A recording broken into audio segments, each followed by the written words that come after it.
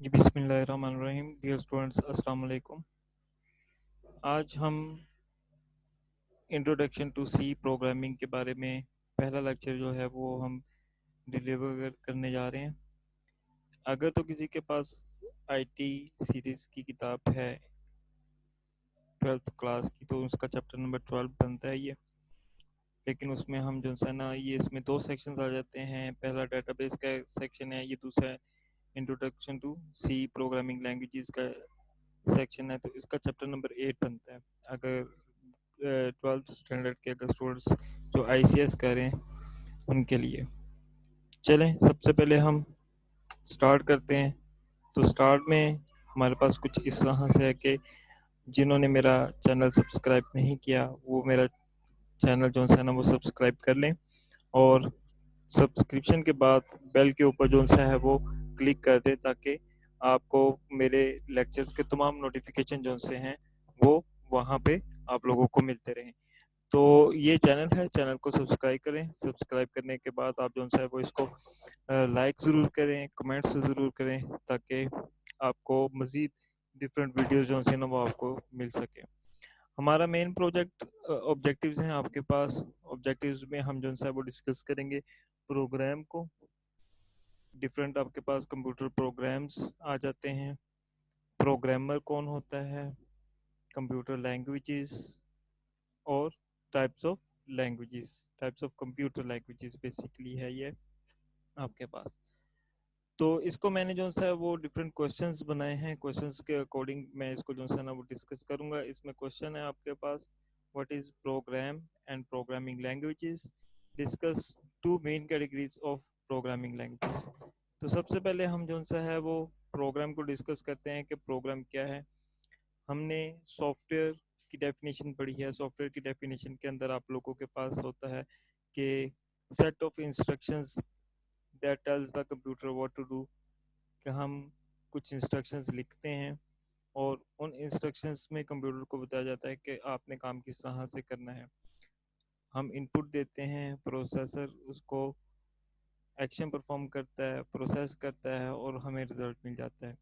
लेकिन जो भी काम कर रहा है computer according to human instructions के तहत वो काम कर रहा है। जो उसका यूज़र होगा उसको इनपुट देगा और रिक्वायर्ड आउटपुट जो है वो फाइंड कर लेगा। तो इसीलिए प्रोग्राम की डेफिनेशन भी इसी से मिलती जुलती है, क्योंकि सॉफ्टवेयर इटसेल्फ एक प्रोग्राम होता है। हम छोटे छोटे प्रोग्राम्स बनाते हैं, प्रोग्राम्स बना के उनको एक जब कंबाइन किया जाता है तो वो एक सॉफ्टवेयर की सूरत में आपके पास मौजूद होता है। तो प्रोग्राम आपके पास क्या है जी, कंप्यूटर का हमने जिक्र किया था कि कंप्यूटर आपके पास एक डिवाइस है जो डिफरेंट इंस्ट्रक्शंस को जो है वो फॉलो करती है, और ये इंस्ट्रक्शंस हम जो है वो कंप्यूटर को देते हैं। लेकिन इसमें हमारे पास क्या होता है, सेट ऑफ इंस्ट्रक्शंस जो हम कंप्यूटर को देते हैं वो वेल डिफाइंड इंस्ट्रक्शंस होती हैं। उसके ऊपर हमने उसको डिफाइन किया होता है कि आपने किस तरह से वर्क करना है। तो यही चीज़ हमारे पास जो है वो कंप्यूटर प्रोग्राम बन जाती है। अब कंप्यूटर प्रोग्राम को बनाने के लिए आपके पास जो डिफरेंट प्रोग्रामिंग लैंग्वेजेस का इस्तेमाल किया जाता है, ताकि हम कोई भी प्रोग्राम जो है उसके ऊपर राइट कर सकें। तो ये आपके पास प्रोग्राम की डेफिनेशन आ जाती है। अब दूसरा सेक्शन, प्रोग्रामर। प्रोग्रामर कौन होता है? प्रोग्रामर आपके पास एक पर्सन है जो कोई भी कंप्यूटर प्रोग्राम डेवलप करेगा, कंप्यूटर प्रोग्राम बनाएगा, वो आपके पास जो है वो प्रोग्रामर कहलाता है। प्रोग्रामिंग लैंग्वेजेस, प्रोग्रामिंग लैंग्वेजेस क्या होती है जी आपके पास? Set of words and symbols use to write program is called programming languages. यानी कि हम इसके अंदर डिफरेंट सिंबल्स का इस्तेमाल करते हैं। स्पेशल सिंबल्स हैं आपके पास, कुछ वर्ड्स हैं हमारे पास English like words, proper English के वर्ड्स, ठीक है। तो वो आप लोग प्रोग्राम के अंदर लिखते हो बाय यूजिंग प्रोग्रामिंग लैंग्वेजेस। तो फिर आपका जो है वो एक सॉफ्टवेयर बन जाता है। प्रोग्रामिंग लैंग्वेजेस बेसिकली आपके पास इस्तेमाल होती हैं ताकि आप कोई भी कंप्यूटर प्रोग्राम जो है वो बना सके। अगर हम इसको इस मीनिंग में लेते हैं कि यूज़र और कंप्यूटर के दरमियान कम्युनिकेशन है, तो ये कहना बिल्कुल भी गलत नहीं होगा, क्योंकि प्रोग्रामिंग लैंग्वेजेस हमारे पास ये इंटरफेस प्रोवाइड करती हैं ताकि हम अपने कंप्यूटर को जो है ना वो चला सकें। तो इसलिए programming languages is mean communication between user and computer. Next है जी आपके पास टाइप्स ऑफ प्रोग्रामिंग लैंग्वेजेस। हमारे पास देखें प्रोग्रामिंग लैंग्वेजेस हमने पढ़ा है, प्रोग्राम पढ़ना है, तो कुछ ऐसी लैंग्वेजेस हैं जो सिस्टम सॉफ्टवेयर्स बनाती हैं, कुछ ऐसी लैंग्वेजेस हैं जो एप्लीकेशन सॉफ्टवेयर्स बनाती हैं, और कुछ ऐसी लैंग्वेजेस हैं जो सिर्फ और सिर्फ आपके पास सिस्टम से रेलिवेंट होती है, जो आपके हार्डवेयर से रेलिवेंट होती हैं। तो इसीलिए हमें जो लैंग्वेजेस के हैं उनके दो लेवल दिए गए हैं, एक लो लेवल लैंग्वेज है, एक हाई लेवल लैंग्वेज है। लो लेवल लैंग्वेज आपके पास बेसिकली ऐसी लैंग्वेज है जो near to computer hardware, near to computer, near to machine होती है, उसको हम लो लेवल लैंग्वेजेस कहते हैं। ये लैंग्वेजेस ह्यूमन लैंग्वेजेस से फार अवे होती हैं, वो इसलिए क्योंकि इसके अंदर डिफरेंट जो सेट ऑफ इंस्ट्रक्शंस हैं वो ऐसे लिखे जाते हैं जो कंप्यूटर उसको बड़ी आसानी के साथ अंडरस्टैंड करता है। इंसान अंडरस्टैंड करता है लेकिन थोड़ा सा उसके लिए डिफिकल्ट होता है, तो हमने कैटेगरीज बनाने के लिए उसको जो सा है वो डिफरेंट लेवल जो से इसके दे दिए हैं। तो इसलिए एक आपके पास लो लेवल लैंग्वेज है। लो लेवल लैंग्वेज फर्दर जो सी है आपके पास इसकी टू मेन कैटेगरीज हैं। उसमें सबसे पहले आपके पास मशीन लैंग्वेज आ जाता है, दूसरे नंबर पे आपके पास असेंबली लैंग्वेज आ जाती हैं। ये दोनों लैंग्वेजेस जो हैं वो लो लेवल लैंग्वेज की कैटेगरी में आती हैं, क्योंकि इनको जब हम इस्तेमाल करते हैं तो मोस्टली तौर पे इनको इसलिए इस्तेमाल किया जाता है या इसलिए इनके अंदर इंस्ट्रक्शंस या प्रोग्राम्स बनाए जाते हैं जो कंप्यूटर से रेलिवेंट हो, हार्डवेयर से रेलिवेंट हो, मशीन से रेलिवेंट हो। तो इसलिए जो सा है वो हम इसको लो लेवल लैंग्वेजेस के ऊपर निहिसार करते हैं। देखते हैं जी सबसे पहले मशीन लैंग्वेज। मशीन लैंग्वेज आपके पास क्या है? ऐसी लैंग्वेज जिसके अंदर तमाम की तमाम इंस्ट्रक्शंस जो सी है वो बाइनरी फॉर्म के अंदर लिखी जाती हैं। बाइनरी फॉर्म आप लोगों को पता है कि 0 1 की फॉर्म को कहा जाता है, जिसके अंदर हम 0 को ऑफ कंसीडर करते हैं और 1 को ऑन कंसीडर करते हैं। तो जितनी भी इंस्ट्रक्शन इसमें लिखी जाएंगी वो बेसिकली उन्हीं जीरोस एंड वंस का कम्बिनेशन आपके पास होगा। ये ऐसी लैंग्वेज है जो डायरेक्टली कंप्यूटर अंडरस्टैंड कर सकता है इसको। क्यों? क्योंकि कंप्यूटर जो सा है वो बाइनरी फॉर्म को समझता है, बाइनरी डिजिट्स को समझता है, अंडरस्टैंड करता है, इसलिए डायरेक्टली ये कंप्यूटर को जो सा इसके अंदर इंस्ट्रक्शंस दी जाती हैं वो बड़ी आसानी से इसको जो सा ना वो समझ सकता है। इसको जो सा वो मेन लैंग्वेजेस ऑफ कंप्यूटर भी कहा जाता है। प्रोग्राम जो मशीन लेवल लैंग्वेजेस में लिखा जाता है वो एग्जीक्यूट हो सकते हैं, आसानी से हो सकते हैं, लेकिन जो एग्जीक्यूट होंगे वो फास्ट होंगे। वो क्यों फास्ट होंगे? क्योंकि पहले ही बताया गया है कि कंप्यूटर जो है वो बाइनरी फॉर्म को अंडरस्टैंड करता है और इसके अंदर इंस्ट्रक्शंस भी जो है वो बाइनरी फॉर्म के अंदर लिखी जाती हैं, तो इसकी एग्जीक्यूशन जो है वो फास्ट होती है। जैसे अगर हम उर्दू स्पीकिंग वाले के साथ उर्दू में बात करें, क्योंकि उर्दू हमारी नेशनल लैंग्वेज है, मादरी ज़ुबान है हमारी, तो हम बड़ी आसानी के साथ फ्रीक्वेंटली तौर पे जो है ना वो उर्दू का इस्तेमाल कर सकते हैं। अगर हम दूसरी लैंग्वेज की तरफ मूव करते हैं तो फिर हमें थोड़ी सी इसके अंदर डिफ़िकल्टी पेश आती है। तो इसलिए कहा जा रहा है कि जी कंप्यूटर जो सा है वो इसको एग्जीक्यूट करता है, फास्टली एग्जीक्यूट कर लेता है, कोड इसका जो सा है वो फास्टली जनरेट हो जाता है। कंप्यूटर को किसी भी ट्रांसलेटर की ज़रूरत नहीं होती। ट्रांसलेटर बेसिकली क्या होता है कि एक लैंग्वेज से दूसरी लैंग्वेज के अंदर जो तब्दीली आती है वो आपके पास ट्रांसलेटर कहलाता है। जो तब्दीली लेकर आता है प्रोग्राम वो ट्रांसलेटर कहलाता है। मशीन लैंग्वेज के अंदर जब भी हम प्रोग्राम लिखेंगे उनको ट्रांसलेट करने की ज़रूरत नहीं होगी, क्योंकि वो पहले ही उसी फॉर्म के अंदर होगी। जो प्रोग्राम मशीन लैंग्वेजेस के अंदर लिखे जाते हैं वो मशीन डिपेंडेंट होते हैं। वो मशीन डिपेंडेंट इसलिए होते हैं क्योंकि जो प्रोग्राम जिस मशीन के लिए बनाया जा रहा है, जो प्रोग्राम जिस हार्डवेयर के लिए बनाया जा रहा है, वो हार्डवेयर या फिर वो मशीन जो सी है उसी के लिए वो सॉफ्टवेयर इस्तेमाल में होगा, किसी दूसरी मशीन के ऊपर हम नहीं कर सकते। जैसे अगर हमें प्रिंटर्स का हम कोई भी सॉफ्टवेयर बनाते हैं, प्रिंटर के ड्राइवर्स बनाते हैं, तो जिस प्रिंटर का ड्राइवर बनाया जा रहा है वो प्रिंटर उसी ड्राइवर को एक्सेप्ट करता है, किसी दूसरे फाइल्स को एक्सेप्ट नहीं करता, किसी दूसरे ड्राइवर्स को एक्सेप्ट नहीं करता। तो इसलिए ये मशीन डिपेंडेंट होता है। हर कंप्यूटर की अपनी कोई ना कोई जो सी है वो मशीन लैंग्वेज मौजूद होती है।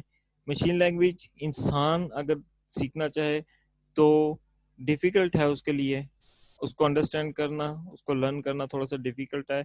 बनाई दोनों लैंग्वेजेस ह्यूमन नहीं है, लेकिन हमारे लिए थोड़ी सी डिफ़िकल्टी आ जाती है, क्योंकि उसको हम जो सा जब उसको अंडरस्टैंड करते हैं, उसको लर्न करते हैं, तब हमें थोड़ी सी डिफ़िकल्टी आ सकती है। इसी तरह से जब हम इसको अंडरस्टैंड नहीं करते, लर्न नहीं कर पाते, तो जब इसके अंदर किसी भी प्रोग्राम के अंदर कोई भी मॉडिफिकेशन करनी पड़ती है, तो हमें काफ़ी टाइम इसमें जो है ना वो स्पेंड करना पड़ता है उसको अंडरस्टैंड करने के लिए। तो ये आपके पास जो है वो मशीन लैंग्वेज है। दूसरी इसकी लेवल की टाइप की जो आती है, वो आपके पास असेंबली लैंग्वेज आता है।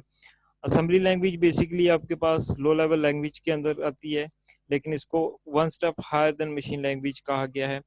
वो क्यों इसको one step higher than machine language कहा गया है? क्योंकि इसके अंदर जितनी भी इंस्ट्रक्शंस लिखी जाती हैं, वो इंग्लिश लाइक वर्ड्स के अंदर लिखी जाती हैं, जिनको हम निमोनिक्स कहते हैं। स्पेलिंग में अगर आपको देखें तो निमोनिक्स एम से स्टार्ट हो रहा है, लेकिन एम जब हम प्रोनाउंस करेंगे इसको तो निमोनिक्स कहलाएगा। एम इसमें साइलेंट फीचर है। तो अब यहाँ पे कहा गया है English like words. English like words क्या? इंग्लिश लाइक वर्ड से मुराद, जैसे हम एडिशन कहते हैं, तो एडिशन एक आपके पास प्रॉपर इंग्लिश का वर्ड है, उसकी जगह पे हम ऐड का इस्तेमाल करते हैं। इसी तरह से सब्ट्रैक्शन है, एक प्रॉपर इंग्लिश का वर्ड है, लेकिन इंग्लिश लाइक वर्ड में सब कहलाता है। जंप JUMP स्पेल है उसके, लेकिन जब हम असेंबली में लिखते हैं तो JMP लिखते हैं। मीन टू से कि इसमें इंग्लिश लाइक वर्ड्स जिनके बिहाइंड कोई ना कोई मीनिंग होता है, उसको जो है ना वो इस्तेमाल कर लिया जाता है, रादर देन बाइनरी फॉर्म।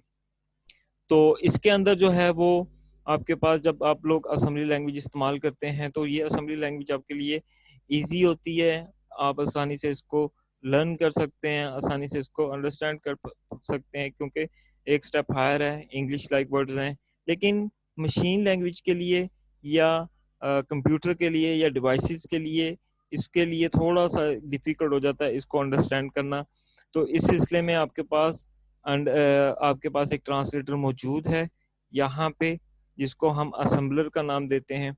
ये क्या करता है? ये मशीन लैंग्वेज के अंदर कन्वर्ट कर देता है कोड को। जो भी प्रोग्राम, जो भी इंस्ट्रक्शंस हम असेंबली लैंग्वेज के अंदर लिखते हैं, उसको ये कन्वर्ट करता है मशीन लैंग्वेज के अंदर, मशीन कोड के अंदर। तो इसलिए थोड़ा सा हमारे लिए आसानी हो जाती है, लेकिन चूंकि ट्रांसलेटर मौजूद है, तो कंप्यूटर के लिए भी ये आसानी हो जाती है।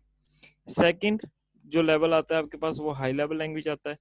हाई लेवल लैंग्वेज आपके पास कौन सी लैंग्वेजेस हैं? ऐसी लैंग्वेजेस जिनके अंदर तमाम का तमाम कोड जो सा है वो उस लैंग्वेज के अंदर लिखा जाता है, जो इंसान बड़ी आसानी के साथ अंडरस्टैंड कर लेता है। जैसे इंग्लिश के वर्ड्स इसके अंदर इस्तेमाल किए जाते हैं, इसीलिए कहा जाता है कि हाई लेवल लैंग्वेज जो है वो क्लोज टू ह्यूमन लैंग्वेज है। इंग्लिश के प्रॉपर वर्ड्स जैसे इनपुट है, प्रिंट है, ये तमाम के तमाम वर्ड जो है ना वो इसके अंदर इस्तेमाल किए जाते हैं। ये लैंग्वेजेस, हाई लेवल लैंग्वेजेस जो हैं, वो ह्यूमन के क्लोज होने की वजह से बड़ी आसानी से इंसान जो है ना इसको अंडरस्टैंड कर देता है। इसके अंदर डिफरेंट रूल्स के तहत जो है वो प्रोग्राम्स लिखा जाता है, जिनको हम सिंटैक्स के नाम से जो है वो जानते हैं। इसमें प्रॉपर तरीके से आपके पास वेल डिफाइंड इंस्ट्रक्शंस मौजूद होती हैं। जो भी आप लोग लैंग्वेजेस का इस्तेमाल करते हैं हैवी हाई लेवल लैंग्वेज के अंदर, अकॉर्डिंग टू सिंटैक्स जो है हमें इंस्ट्रक्शंस लिखनी पड़ती हैं।